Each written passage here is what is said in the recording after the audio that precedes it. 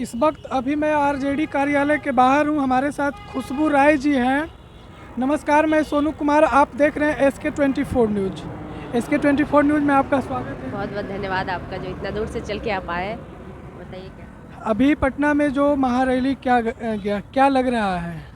ये महारैली फिर से एक ऐतिहासिक रैली साबित हुई। याद करिएगा 17 में जब लालू प्रसाद यादव ने गरीब रैली बुलाई थी, जब लोग आए थे पूरे बिहार से चल के, तो किसी ने उम्मीद नहीं किया था कि एक लालू प्रसाद के कहने पे पूरे बिहार उठ के चले आएंगे। तो ठीक उसी प्रकार तेजस्वी यादव का जो रैली हुआ है, लोगों ने उम्मीद नहीं किया था कि एक 34 साल के युवा जो है उनके कहने पर पूरा बिहार का युवा उठ कर आ जाएगा। तो फिर से ये ऐतिहासिक रैली हुई और जब से ये रैली हुआ तब से भाजपा वालों का नींद उड़ गया है, जिसकी वजह से वो लगातार ईडी सीबीआई फलना ढिमकाना करते हुए नजर आ रहा है। इनके विधायकों को तोड़ना, कभी उनके सांसदों पे ईडी सीबीआई भेजना, चाहे इनके करीबी जितने भी लोग हैं जो इनके मजबूत स्तंभ है, उसको कमज़ोर करने की जो प्लानिंग है वो भाजपा में दिख रही है और वो रैली से भाजपा में डर दिख रहा है। ये सबसे बड़ी बात है।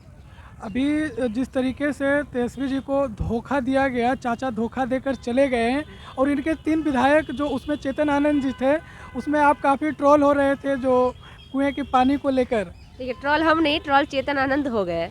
वो कमज़ोर, हमको लग रहा है ना, बेचारा सोच रहे होंगे कि हमने क्यों वो वर्ड लिख दिया। पहली बात तो अब वो जमाना नहीं रहा कि चेतन आनंद जैसे ठाकुर का कोई वैल्यू दे, उनके जैसे। हम ये नहीं कह रहे हैं, जो बिहेवियर से अच्छा होते लोग उनका सम्मान करते हैं, लेकिन जिसका बिहेवियर गंदा हो, जिसके पिताजी के ऊपर मर्डर का आरोप हो, तो उसके बेटे का कोई ये नहीं रहता है। वो तो लालू प्रसाद यादव का देन कहिए, महत्व कहिए, जो वैसे वैसे लोगों को भी टिकट दे के मौका दिए। तेजस्वी यादव ने साफ शब्दों में कहा कि हमने इसलिए आपको टिकट नहीं दिया कि आप उनके आनंद मोहन के बेटे थे, हमने इसलिए आपको टिकट दिया कि आप एक युवा हैं, और युवा जो होता है एक अलग सोच का होता है, तो शायद कुछ बदलाव करेंगे। लेकिन जिसके खून में गद्दारी लिखा हो, जो पहले भी गद्दारी कर चुका हो, जिसके पिता एक दलित के हत्यारे हो, वो कभी भी एक दलित या समाजवादी विचारधारा में एडजस्ट नहीं कर पाएगा। ये साबित कर दिया चेतन आनंद ने, और वो चेतन आनंद ने पीठ पीछे गद्दारी जो की, इससे पूरा बिहार अवगत है। और वो जीत भी गए थे तो उनके पीछे आरजेडी का सिंबल लगा हुआ था। अब आए मैदान में, अब पता चलेगा ना कि क्या होता है असली में चुनाव, क्या क्या होता है विधानसभा और क्या होता है लोकसभा, तो पता चल जाएगा उनको कि क्या होता है।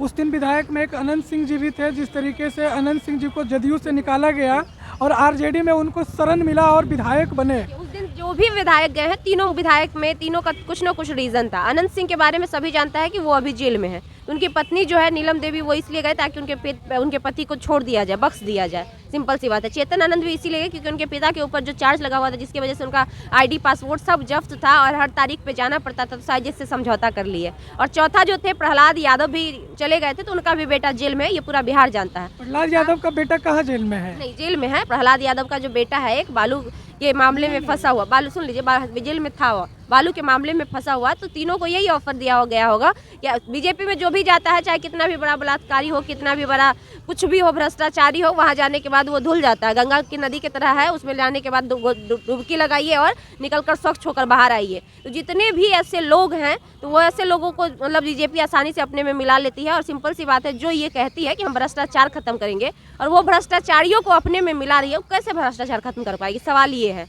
जो आप बात कर रहे हैं कि हम जो है कम कर रहे हैं, क्राइम कम कर रहे हैं, जब आप क्रिमिनल को ही अपने पास बुला रहे हैं तो क्राइम कहाँ से आप कम करेंगे? इससे साफ जाहिर हो रहा है कि आप क्राइम को खत्म नहीं करना चाहते हैं, आप क्राइम को बढ़ावा देना चाहते हैं और उस क्राइम की बदौलत तानाशाही लाना चाहते हैं, इसलिए आप ऐसा कर रहे हैं। और जो भी 3 लोग हैं, तीनों की कुछ ना कुछ मजबूरियां थी और लालच था। और जो अच्छा हुआ कि वो लोग चले गए, कम से कम चुनाव से पहले पता तो चल गया कि कौन बैठा हुआ है, उसको क्या बोलते हैं, कौन सा सांप होता है जो, तो वो पता चल गया ना कि आरजेडी पार्टी को कि ये लोग जो है कौन से सांप है। तो अच्छा हुआ, दुमहुआ सांप जो दिखाते कुछ और हैं और है कुछ और। प्रहलाद यादव जी तो कद्दावर नेता आरजेडी का माने जाते थे। उनको आरजेडी जिस तरीके से लगातार 6 बार विधायक बनाए और वो मजबूत, ये मजबूत नहीं, उनके बेटे की मजबूरी थी, ये सच्चाई। उनका बेटा जेल में था, उनके बेटे के ऊपर बालू का आरोप था, बालू कारोबारी का अवैध आरोप था, जिसकी वजह से उनका बेटा जेल में था, जिसकी वजह से वो गए हैं। समझौता किए हैं बीजेपी से, कोई बात नहीं है। आदमी जो होता है, देखिए 2 तरह का इंसान होता है। एक होता है ना कि अपने विचार से, अपने स्वाभिमान से कभी समझौता नहीं करता,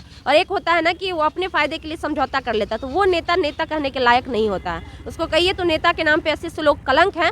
जब सोच लीजिए कि जब अपने लिए, अपने विचारधारा के लिए जो समझौता कर सकता है, पार्टी से समझौता कर सकता है, तो सिंपल सी बात है, वो तो जनता के लिए भी सौदा कर सकता है।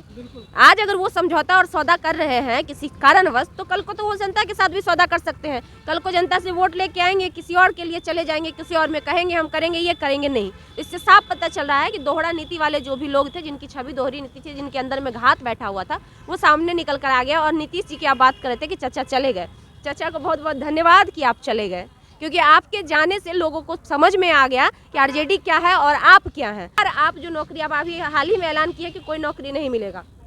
जो स्वास्थ्य विभाग में वैकेंसी आने वाली थी रद्द कर दी गई है, जो बचा हुआ शिक्षा विभाग की वैकेंसी थी रद्द कर दिया गया है, पुलिस विभाग वाला था सब रद्द कर दिया गया है। तो अब लोगों को पक्का पता चल गया है कि वाकई में अगर नौकरी किसी का देन था तो वो तेजस्वी यादव था, और इसके साथ रहते तो क्रेडिट तो तेजस्वी यादव भी दे रहे थे और वो भी ले रहे थे। तो अच्छा हुआ कि वो चले गए और जनता का जो कन्फ्यूजन था वो क्लियर हो। लेकिन नीतीश कुमार जी अपने दम पे कभी मुख्यमंत्री नहीं, कभी बने ही नहीं है। 5 में बीजेपी के साथ आए थे एनडीए गठबंधन, 10 में भी एनडीए गठबंधन, 15 में आए थे आरजेडी के साथ, 20 में भी बीजेपी के साथ। तो आज तक नीतीश कुमार कभी भी अपने से खुद से नहीं बना पाए, तो वो उनकी बराबरी नहीं कर पाएंगे। लालू यादव की बराबरी ना अभी तक कोई कर पाया, और आने वाले समय में देखा जाएगा, हो सकता है शायद उस तरह के महत्व विचारधारा वाले लोग कोई निकल कर सामने आए, जैसे उस समय में जेपी वगैरह, जयप्रकाश नारायण वगैरह थे, चाहे ठाकुर जी थे, कर्पूरी ठाकुर जी थे। तो वैसे कहीं हो सकता है कि आने वाले समय में कोई उभर कर सामने आए, वो एक अलग बात है। लेकिन अभी तक लालू यादव की बराबरी करने वाला कोई नेता पैदा नहीं लिया, अभी तक नहीं लिया। इस बार लोकसभा में क्या लग रहा है कि तेजस्वी जी क्या कर पाएंगे, क्या माहौल लग रहा है? करेंगे, बहुत बेहतर करेंगे। ये जन विश्वास रैली का जो माहौल दिख रहा है, क्या ये बदलाव लाएगा? बदलाव ला दिया बिहार है, का युवा बदलाव तेजस्वी को मांगना लाएगा नहीं, बदलाव ला दिया है। बीजेपी का जो नींद उड़ा हुआ है, भाजपा का जो चैन नींद कहता है, सब नींद चैन सब उजड़ा वाला हाल हो गया है। जब बीजेपी का जहाँ पे जाते थे तेजस्वी यादव, तो उनकी रैली में कम से कम 5000 की भीड़ होती थी। और अमित शाह जो कि गृह मंत्री है पूरे भारत के, जब वो आए थे औरंगाबाद में, जब वो आए थे 3-4 जगहों पर रैली करने के लिए, उनमें कितना भीड़ था वो जरा सा आप डाटा उठा के देख लीजिएगा। 2000 उनकी कुर्सी खाली रह गई थी, और ये कुर्सी भी नहीं दे रहे थे तभी लोग आ रहे थे। तो इसी से पता चलता है कि बदलाव होना नहीं है, बदलाव हो चुका है। युवाओं के आइकॉन बन चुके हैं तेजस्वी यादव, और हर युवा के जवान पे एक ही नाम है कि हमें तेजस्वी यादव चाहिए। और आने वाले समय में बिहार का भविष्य तेजस्वी यादव में सबको दिखता है, इसमें कहीं से कोई दो राय नहीं है। और लोकसभा में भी इस बार बहुत प्रभावित करेगा आरजेडी बीजेपी। का विस्तार नहीं हो रहा है, वहाँ पे समझौता हुआ है, क्योंकि 1 महीना से 40 दिन से मंत्रिमंडल का विस्तार पे सोचना विचारना चल रहा है। तो इसी से पता चल जाता है कि उनको कितनी दिक्कतें आ रही हैं बीजेपी के साथ जाने में। यहाँ थे तो उनको कोई दिक्कत नहीं था, उनको जो मन किया, जो विभाग मन किया, विपक्ष जो आरजेडी को दे दिए। लेकिन वहाँ जाने के बाद जो है उनके ऊपर क्या प्रेशर बनाया जा रहा होगा, वो तो नीतीश चाचा ही जानते होंगे कि कौन दुविधा में वहाँ पड़े होंगे, जिस वजह से आज 40 दिन लग गया उनको मंत्रिमंडल का विस्तार करने में। सिंपल सी बात है कि इसके पीछे बहुत बड़ा रीजन होगा, क्योंकि जब कभी भी नीतीश कुमार जी शपथ लिया, अगले ही 1-2 दिन बाद मंत्रिमंडल का विस्तार कर देते थे। लेकिन ये पहली बार इतिहास में हो रहा है जब 44 दिन बाद मंत्रिमंडल का विस्तार किया जा रहा है। सिंपल सी बात है कि वहाँ पे उनको दिक्कत आ रही होगी, और ज़्यादा से ज़्यादा मंत्रिमंडल की मांग की जा रही होगी बीजेपी के द्वारा, क्योंकि बीजेपी के पास बहुत सारा कैंडिडेट, मतलब उनका 76-77 उनका विधायक है और इनका 45 विधायक है। तो दिक्कत आ रही होगी, जिस वजह से इतना दिन डिले हुआ है। और वहाँ जाने के बाद कोई भी इंसान अपने हिसाब से काम नहीं कर पाता, जो भी जाए बीजेपी में वो एक कठपुतली बनकर रह जाता है। और नीतीश कुमार जी भी आने वाले समय में या फिर अभी एक कठपुतली बन के काम कर रहे हैं। बीजेपी में नीतीश जी कठपुतली की तरह है। बिल्कुल है, अभी तो आ जा सकता है। जिस प्रकार की सामंजस्य बनी हुई है, कुछ भी हो सकता है।